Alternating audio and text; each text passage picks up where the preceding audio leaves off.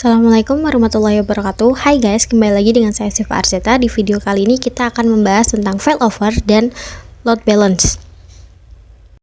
Nah, jadi konsep dari failover dan load balance itu tidak jauh berbeda, yaitu metode yang digunakan ketika kita mempunyai dua jalur ke internet.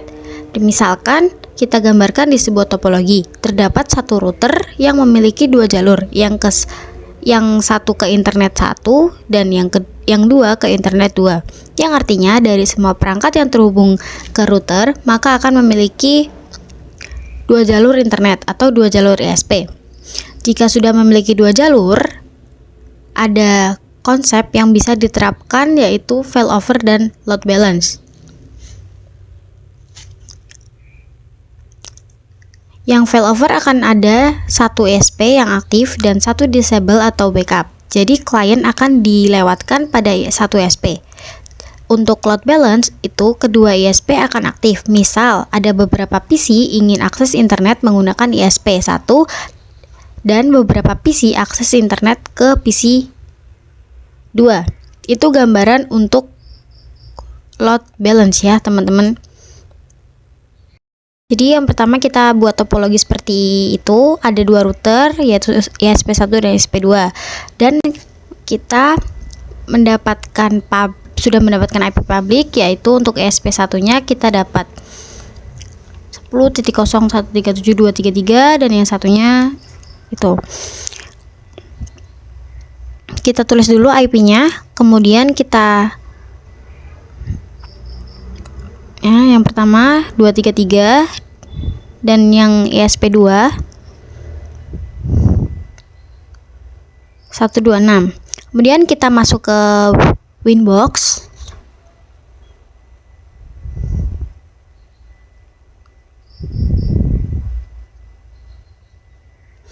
Yang pertama kita masuk ke yang ISP1 dulu. Nah, itu sudah masuk. Lalu kita new Winbox yang kedua 126. Nah, setelah itu kita ganti namanya pertama pada ISP1 sistem identity,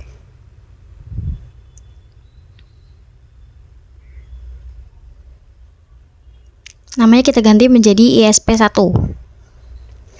Dan pada router 2 juga sama, kita ganti identitinya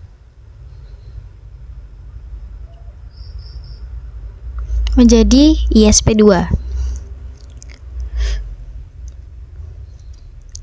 Kita tambah satu MikroTik untuk menjadi customer.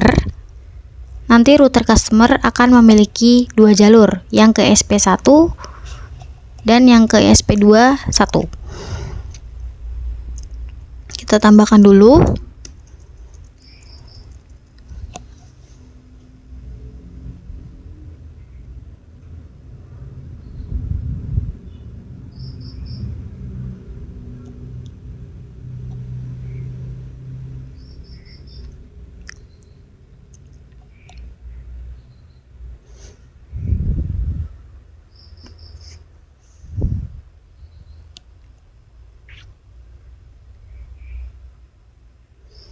Nah, pada ISP1 itu Ether 1.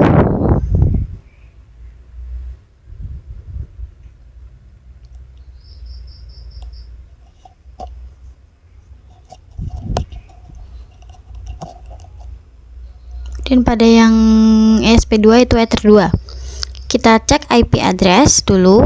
Kita nyalakan dulu sebentar.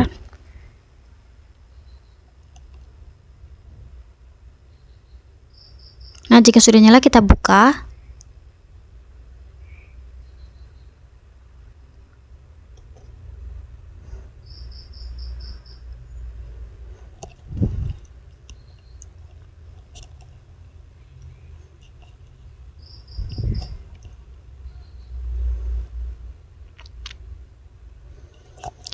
Kita langsung ketik saja, kita cek IP-nya, IP address print.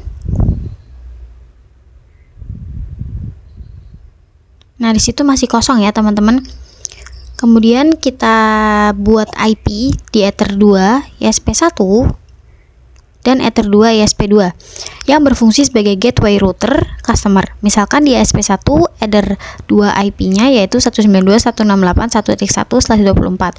Terus di Ether 2 ISP2 ada 172.16.1.1/24. Kita masuk ke Winbox-nya di ISP1, kita tambahkan IP address-nya 192.168.1.1/24 Ether 2. Lalu ke ISP2 kita tambahkan juga IP address-nya 172.16.1.1/24. Sekarang kita Ether 2 ya. Sekarang kita konfigurasi di router customer-nya. Kita cek IP neighbor print. Di situ ada Ether 1 dan Ether 2. Kita konfigurasi IP address-nya. IP address-nya masih kosong ya, teman-teman. Kita buat IP address address sama dengan 192.168.1.2/24 interface Ether 1. Kemudian kita buat lagi 172.16.1.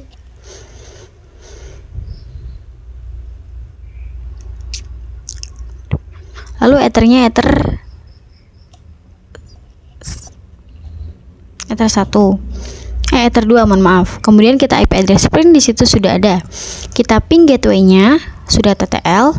Selanjutnya kita config ping juga yang 172. Oke, selanjutnya kita akan konfigurasi default route agar bisa internetan.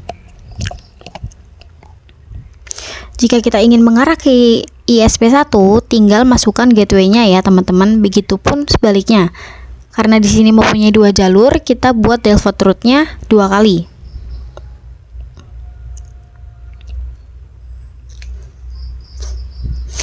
Kita masuk ke PC customer, MikroTik customer-nya. Tool Ramon set enable yes. Kita pakai ISP1 untuk mengaktifkan. Aktifkan dulu Ramonnya. Lalu new Winbox. Connect to Ramon 233 ya guys pakainya karena ISP1. Connect. Nah, jika sudah masuk, kita coba ping di new terminal, ping 192.168.1.1. Di situ sudah berhasil, dan ping 172.16.1.1. Situ juga berhasil ya, teman-teman. Selanjutnya kita coba setting default route-nya di IP route. Destination address-nya tidak usah diubah. Untuk gateway ke jalur 1, kita isi ke yang jalur 1 yaitu 192.168.1.1. Kita apply lalu oke. Di situ statusnya aktif static. Jika ditambahkan ke jalur 2 dengan gateway 172.168.1.1, statusnya static. Itu bisa aktif jika jalur 1 didisablekan. Misal ISP1 disable, maka yang ISP2 akan aktif karena dia menjadi backup. Kita akan coba aktifkan yang ISP1 saja. Lalu kita ping ke 888. Di situ sudah berhasil atau sudah bisa. Untuk ping ke domain kita cek dulu IP DNS-nya.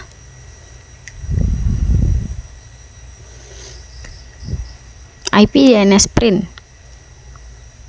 Di situ masih kosong, kita konfigurasi dulu dengan IP DNS set server 888. Nah, jika kita ping google.com, di situ sudah berhasil ya, teman-teman. Kemudian setelah itu kita tambahkan 2 PC.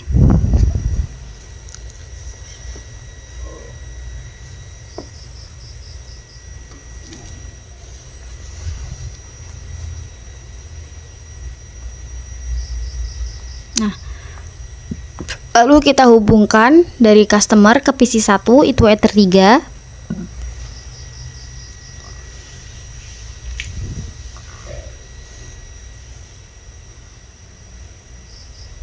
Dan yang dari customer ke PC 2 itu Ether 4. Agar bisa internetan, kita konfigurasi firewall NAT di router customer. Kita nyalakan dulu.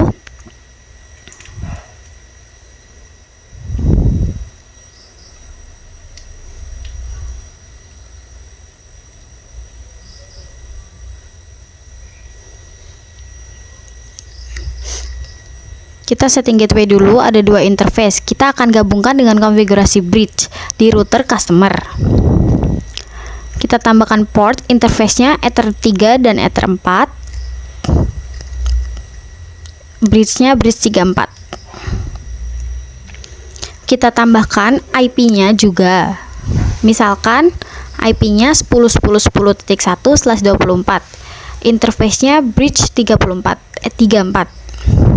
Lalu kita DHCP server, DHCP setup, interface-nya bridge 34. Nah, jika sudah selesai, kita coba di PC-nya. Kita buka PC-nya dulu.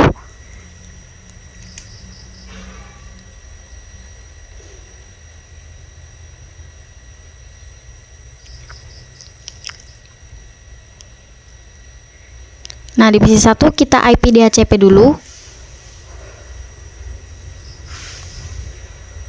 Di situ kita dapat 254. Kemudian di PC 2 juga kita IP DHCP.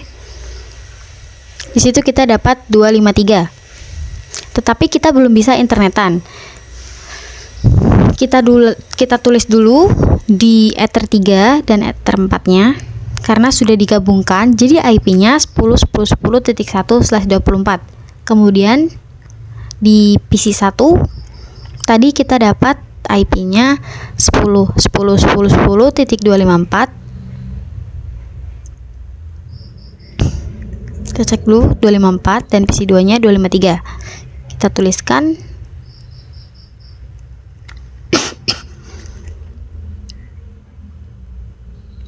dan di PC 2-nya 253.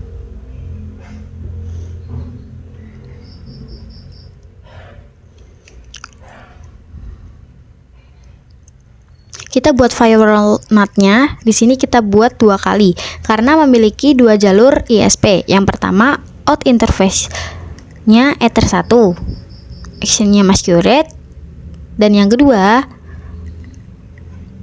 out interface-nya Ether 2. Lalu kita coba tes ping di PC-nya. Pada PC 1 maupun PC 2 kita ping 888.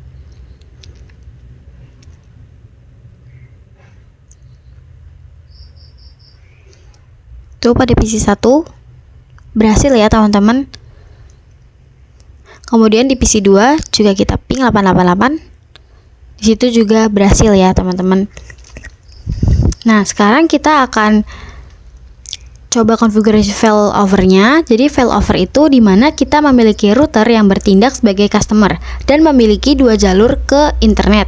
Untuk failover hanya mendeskripsikan satu yang akan digunakan.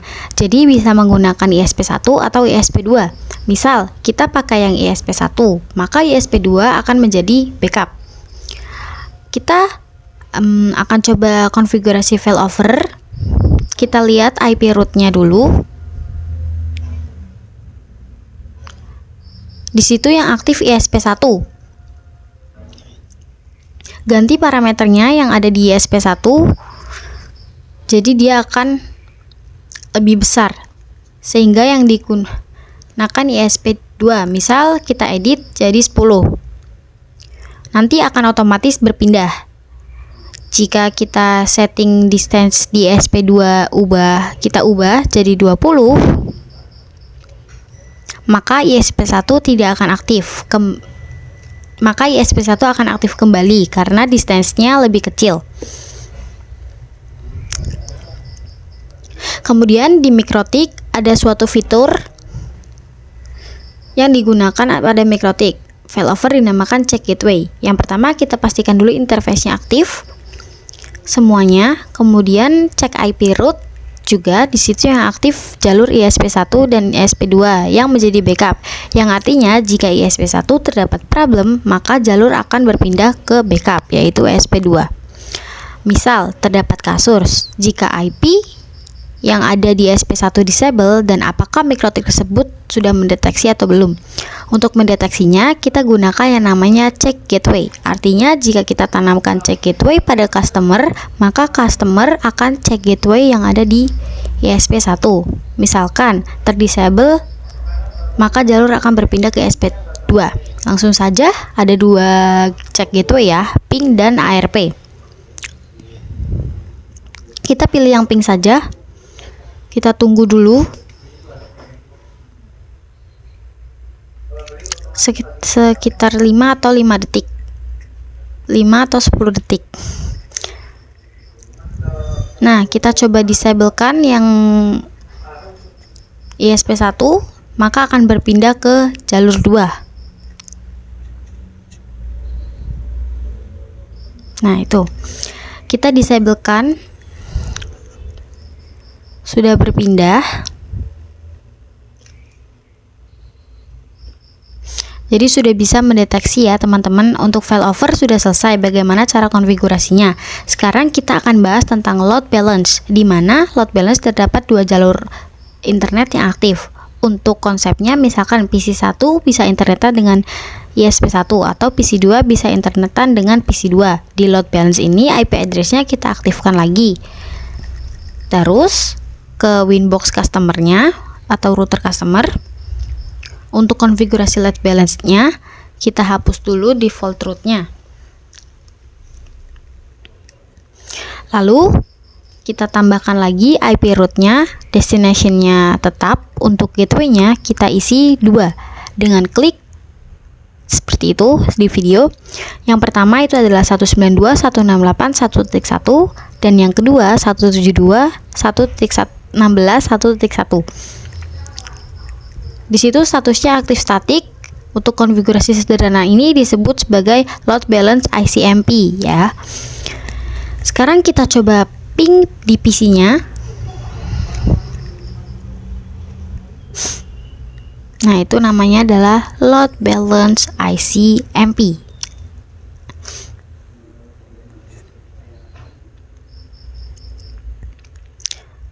Sekarang kita coba ping 88 dulu di PC.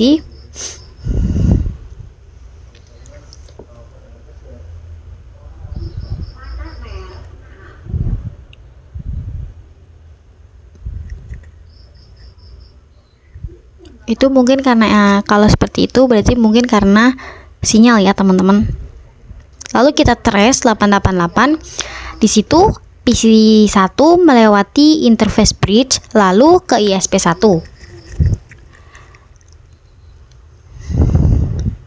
Kemudian di PC2 juga kita ping 88. Sudah berhasil, lalu kita trace 888. Nah, di situ melewati interface bridge dulu, lalu melewati ISP1 juga ya teman-teman. Selanjutnya sekarang kita akan coba cek di PC2. Misal ingin akses google.com, kita setting dulu agar bisa ping domain IP DNS 888 lalu show IP. Di situ sudah terisi, lalu kita ping google.com. Di situ sudah berhasil ya. Lalu kita trace untuk akses Google-nya. Di situ PC2 melewati interface bridge lalu melewati jalur ISP2. Nah, jika kita ingin cek ke Facebook, kita akan masuk ke router customer dulu, lalu trace route. Kita coba dulu ke 888 atau internet ya. Kita start di situ untuk akses internet melewati jalur ISP2. Misal, kita coba contoh lagi dengan coba cek dulu di command prompt.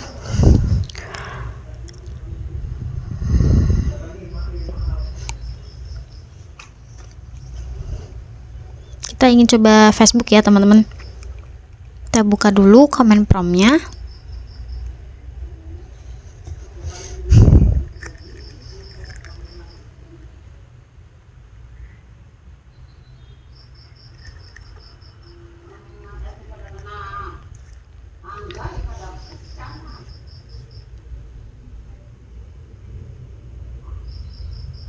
lalu kita ns lookup facebook.com.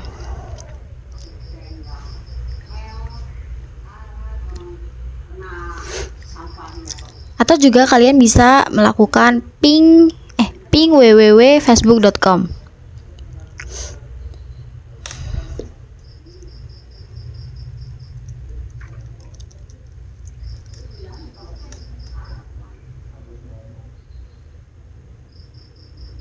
Di situ kita sudah mendapatkan IP-nya ya, teman-teman.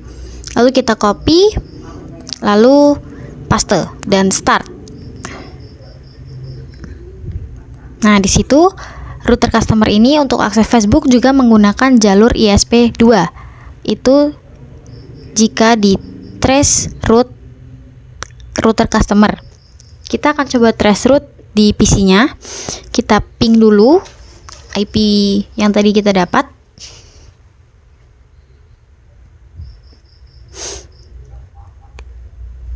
Kita ping tadi berapa? Kita cek, yaitu 157.240.208.35. 157.240.208.35. Di situ sudah berhasil. Lalu kita trace.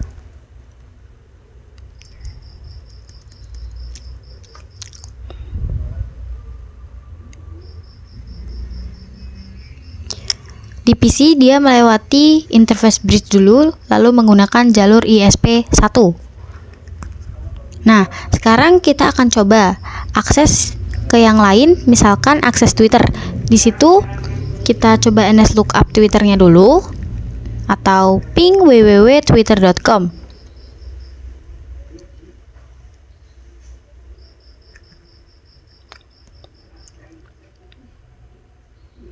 Nah, kita akan dapatkan IP-nya 104.244.42.1. Sekarang kita ping di PC-nya. Mohon maaf, itu ada kesalahan ya, teman-teman. Makanya terjadi timeout karena situ saya salah IP. Jadi kalian harus lebih teliti lagi. 104. Nah, di situ sudah berhasil. Lalu kita trace untuk PC-nya jika ingin akses Twitter.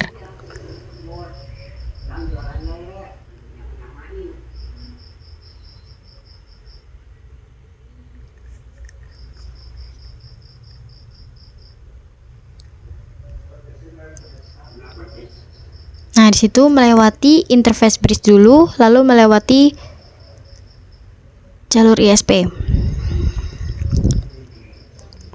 Nah, setelah itu sekarang kita akan coba kasus baru jika untuk ke ISP bandwidth-nya beda. Di ISP1 kita menyediakan bandwidth-nya itu 2 Mbps.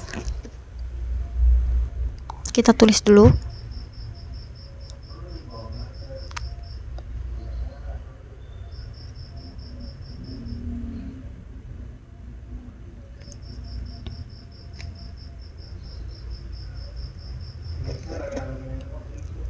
Di ISP1 itu kita dapat 2 Mbps.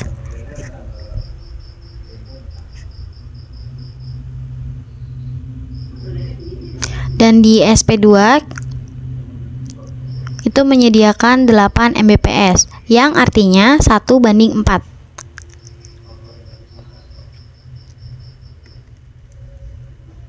Nah, pada kasus ini kita bisa lakukan dengan konfigurasi load balance. Kita konfigurasi di router customer, masuk ke IP root, di situ edit routing internet ya.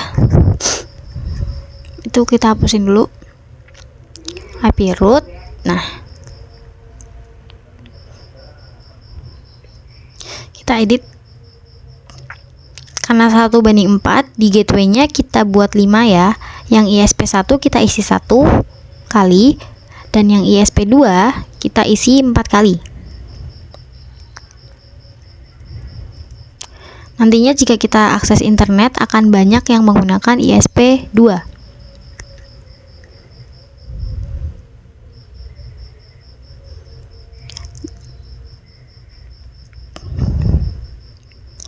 Jika kita cek di terminal IP root print, di situ banyak yang menggunakan jalur ISP2.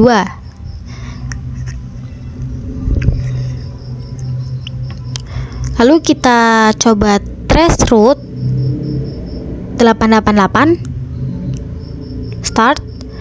Di situ bisa dilihat untuk akses internet menggunakan jalur ISP2.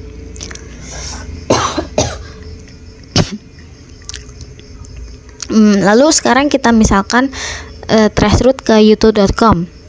Untuk YouTube sebenarnya ada banyak IP.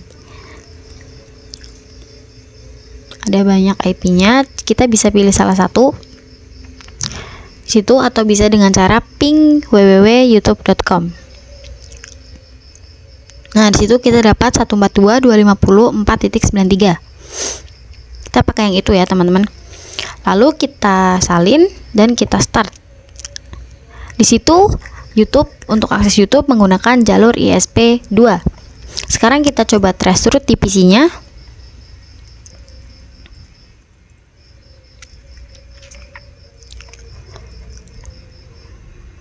Kita ping ke IP YouTube-nya 142.250.493. Situ sudah berhasil. Lalu kita trace 142.250.493. Nah, di situ menggunakan interface bridge dulu, lalu menggunakan jalur ISP2. Karena bandwidth-nya 1:4, jadi banyak yang diarahkan ke jalur ISP2. Setelah itu kita sudah membahas load balance ICMP. Sebenarnya konfigurasi load balance ini ada beberapa macam. Ada road rules dan major, load balance major. Nah, di sini kita akan bahas yang load balance road rules dulu. Jadi, metode ini bekerja dengan sistem search address, yang artinya kita bisa mendefinisikan jika ingin internet menggunakan ISP1 untuk PC1, untuk PC2 jika internetan menggunakan ISP2. Jika ingin menggunakan metode road rules di PC1 dan 2 harus memiliki IP statik. Di sini misalkan di PC1 kita buat 10.10.10.11/24. Di PC2 kita buat 10.10.10.12/24. Kita konfigurasi dulu di PC1. Tadi IP-nya IP 10.10.11/24 dengan gateway 10.10.10.1.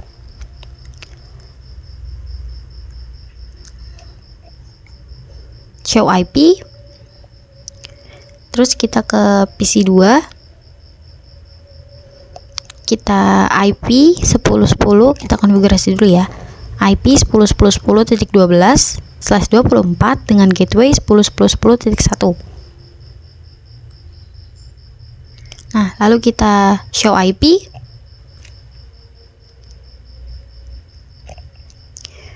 Jika sudah, kita setting root rules-nya di router customer.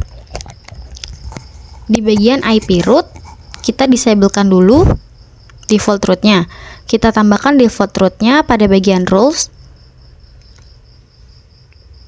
Search address-nya IP-nya yaitu 10.10.10.11. Lalu tabelnya diisi VPC 1. Lalu kita tambahkan lagi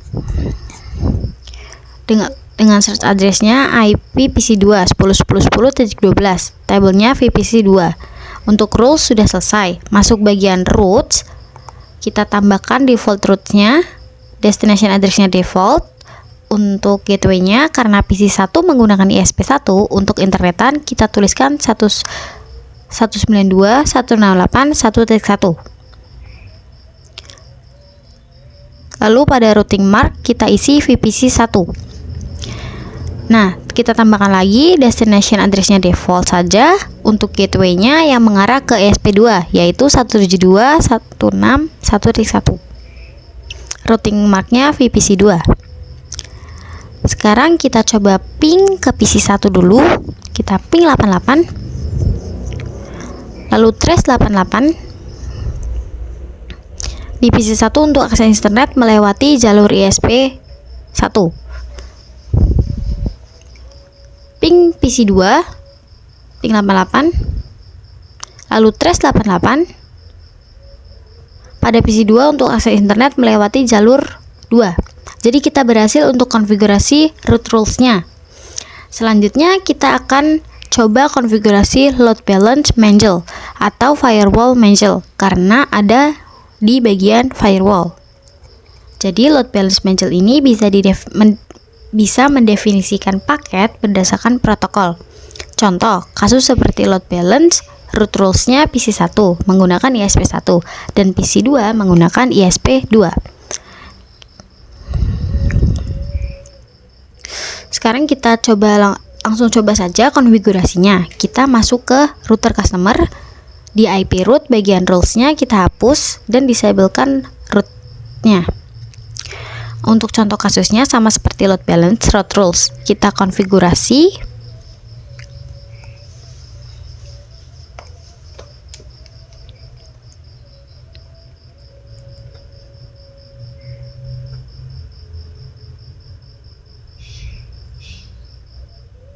Nah, itu kita masuk ke IP, firewall, ada menu mangle, kita tambahkan.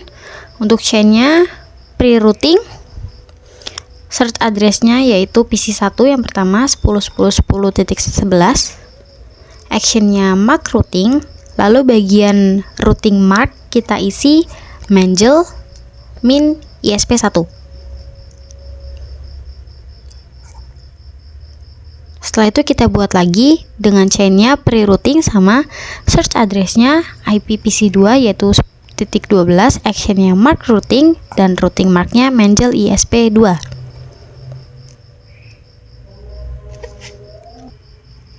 Nah, jika sudah selesai kita masuk ke IP root.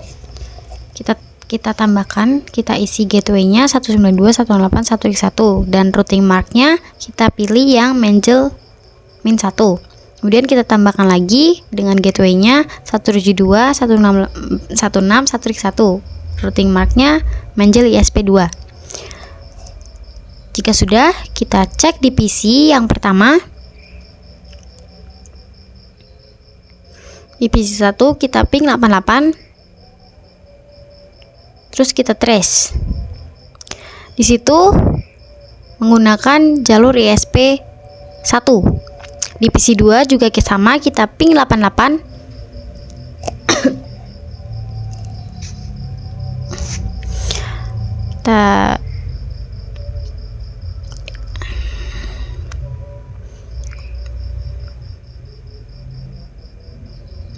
Lalu kita trace 88. Pada PC2 menggunakan jalur ISP2. Jadi kita sudah berhasil konfigurasi load balance mangle-nya. Nah, sekian video yang dapat saya sampaikan tentang materi failover dan beberapa macam metode load balance. Semoga bermanfaat. Wassalamualaikum warahmatullahi wabarakatuh.